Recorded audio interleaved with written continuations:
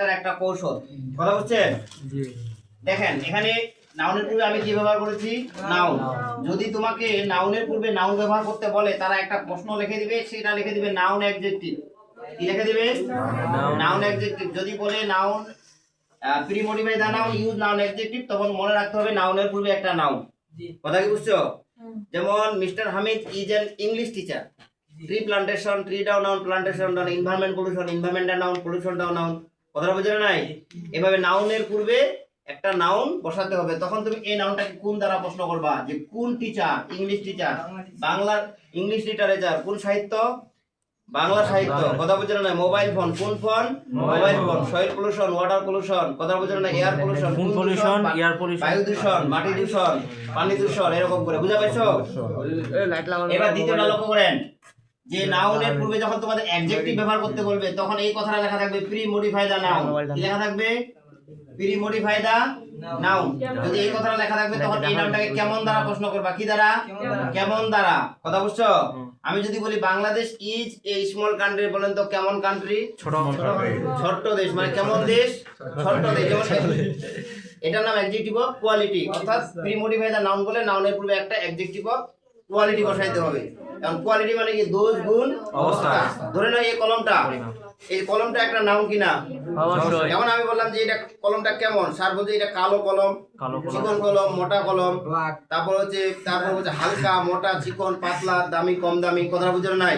বাংলাদেশি যা কিছু বলেছি সবই মূলত বাংলাদেশি ছাড়া সবগুলো হচ্ছে অ্যাডজেক্টিভ অফ কোয়ালিটি বলেছি। এটা গুণ বলেছি। গুণ কেমন কলম? কালো কলম। কেমন কলম? হালকা কলম। কেমন কলম? ভারী কলম। কেমন কলম? কস্টলি কলম, দামি কলম।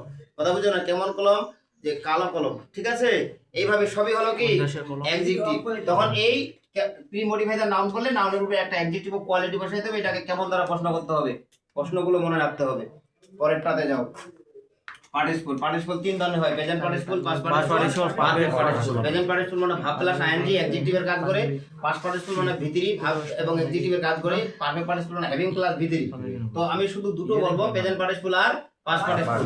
যদি বলে প্রি-মডিফাই দ্য নাউন, কি বলে? Pre-modify the noun use participle. তাহলে তোমরা প্রেজেন্ট পার্টিসিপল ইউজ করবা, না হলে পাস্ট পার্টিসিপল ইউজ করবা। তখন লক্ষ্য করবা যে এই যে যাকে মডিফাই করতে বলছে সে কি নিজের কাজটা নিজে করতে পারে কিনা। যদি নিজের কাজ নিজে করতে পারে তাহলে আইএনজি, যদি নিজের কাজ নিজে না করতে পারে তাহলে ভিতরি। ঠিক আছে স্যার? 1 minute 2 minute sir. দেখেন লক্ষ্য করেন, এই বুঝতে পারছো রে? যেমন আমি যদি বলি I so A, flying bird হবে না? কেন ফ্লাইং বার্ড হবে? কারণ পাখি উড়তে পারে। বুঝছো? আর যদি বলি I so A chair, broken chair use করতে হবে, কারণ চেয়ার ভাঙা কাজটা নিজে নিজে করতে পারে না। এইরকম তখন দেখবা যে নিজের কাজটা নিজে করতে পারলে আইএনজি। তারপরে এটা আরেকটা বলে অন্তঃপ্রত্যয় যুক্ত করতে হয় প্রেজেন্ট পার্টিসিপল যোগ। চলন্ত, ঘুরন্ত, ঘুমন্ত, এরকম করে। কথা বলছে একটি উড়ন্ত পাখি, ফ্লাইং বার্ড, একটি ঘুমন্ত শিশু, স্লিপিং চাইল্ড, এরকম করে। আর যখন ভিতরি ইউজ করতে হয় নাউনের পূর্বে তখন ইত প্রত্যয় যুক্ত করতে হয়। যেমন দূষিত পানি, পলিউটেড ওয়াটার। কথা বলছে অঙ্কিত ছবি, যা অঙ্কন করা হয়েছে, ড্রন এ পিকচার। কথা বলছে লিখিত পত্র, এ রিটেন লেটার, এরকম করে ইত প্রত্যয়। বুঝতে পারছো রে? এরপরে ডিটারমিনান্ট। যদি বলি pre-modify the noun use determiner, এটা কিন্তু একটা হিউজ, তাই না? ডিটারমিনারটা কিন্তু অনেক বেশি। ডিটারমিনার কি কি? অ্যাডজেক্টিভ অফ কোয়ালিটিকে বাদ দিলে আরো তিনটা অ্যাডজেক্টিভ থাকে। একটা হচ্ছে numerical adjective, pronominal adjective, adjective of quantity. কয়টা অ্যাডজেক্টিভ থাকে?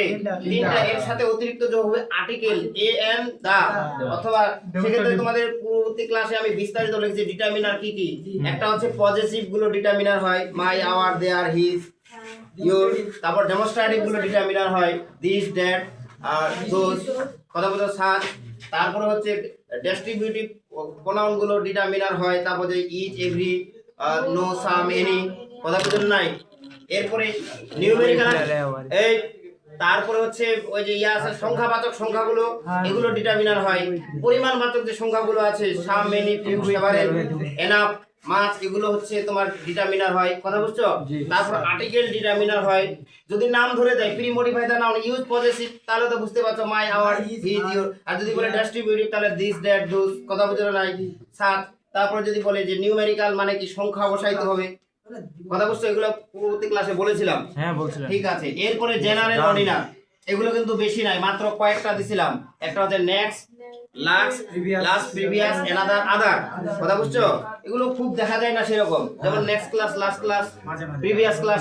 সামটাইমস কম্পাউন্ড নাউন এটাও খুব দেখা যায় না।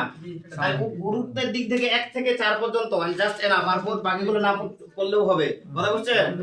এরপর যে তারপর কি compound word, compound word. Compound word মানে বুঝো হাইফেন যোগে দুটো শব্দ বসবে।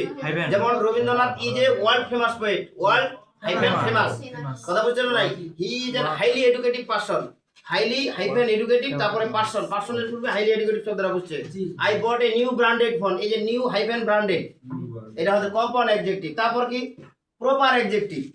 প্রপার অ্যাডজেক্টিভ মানে প্রপার নাউন থেকে গঠিত।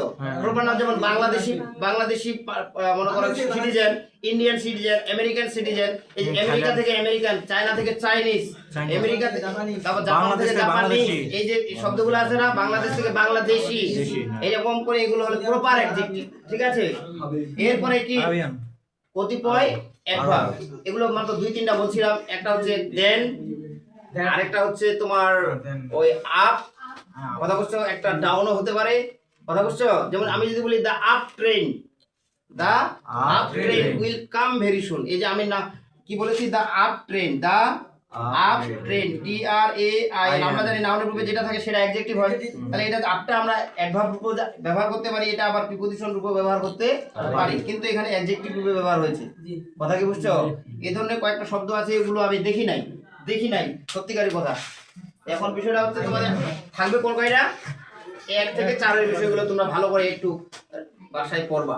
ঠিক আছে? তাহলে পোস্ট মডিফাই হিসেবে কি কি, প্রি মডিফাই হিসেবে কি কি পড়ে, আমরা এই বিষয়গুলো একটু হালকা পাতলা ধারণা নিলাম। আর বিস্তারিত তোমাদের কাছে তো আছে।